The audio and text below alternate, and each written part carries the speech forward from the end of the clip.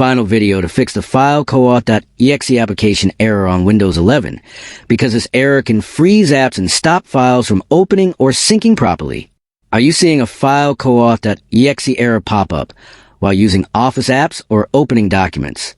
This problem happens when Office files get corrupted, background sync fails, or Windows permissions break after an update. Sometimes OneDrive conflicts or damaged system files also trigger this error without warning. Many users search YouTube or social media for help, but most fixes feel long, confusing, and filled with technical steps that are hard to follow. That only wastes time and creates more stress. On Rexist, I focus on clean and simple solutions, and today I will share a secret easy trick that fixes the FileCoAuth error fast. This trick works because it repairs file sync and system connections instead of changing random settings. You do not need advanced skills, risky commands, or extra tools. You just apply one smart method that works smoothly on Windows 11.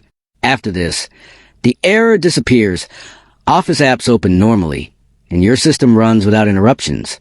Many viewers on Rexist already fixed this exact issue using this method.